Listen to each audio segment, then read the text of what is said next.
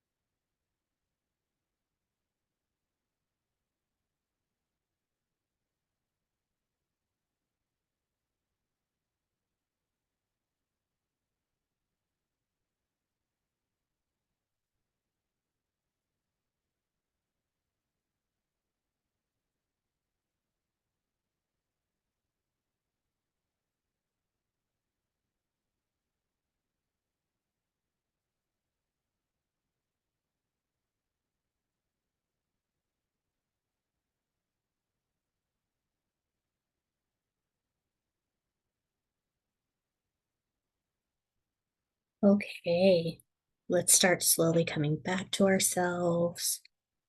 Maybe taking a big stretch, wiggling our fingers, our toes, kind of moving our body around, blinking a few times if you need to. Go at your own pace. There's no need to rush. Just kind of come back to yourself. Maybe now take a couple of nice deep breaths in and out. You're going to hear the last sound of the music. When it ends, you should be fully back to yourself, knowing your body, your surroundings. You continue waking up.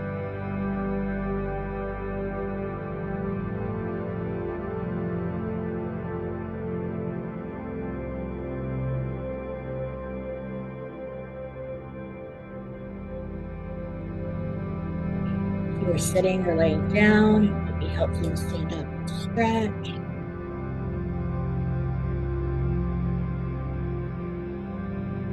Maybe your arms, maybe let your head to the side. Just go slowly and gently with yourself.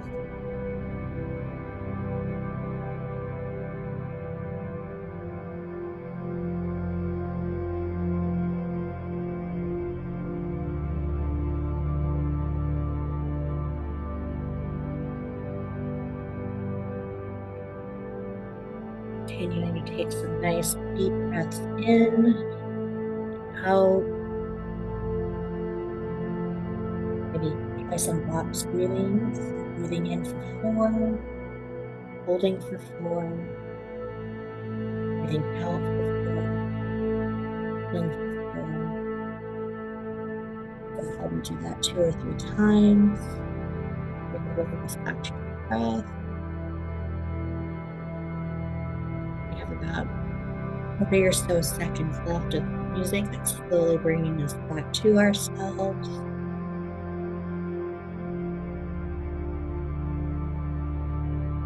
Do a box breathing or try another breathing exercise. Go ahead and let your breathing return to normal.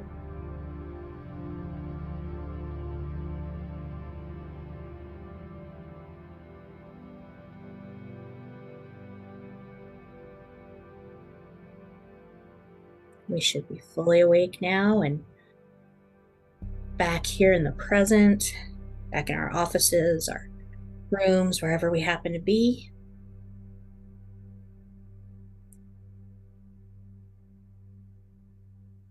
And when we're ready, we're going to go ahead and just kind of move forward and bring our practice to a close here.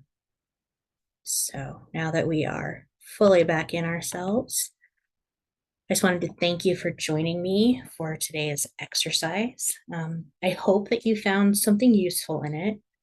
I'm sure you're feeling a lot of different things, including probably sleepy. It's very easy to get sleepy while practicing that.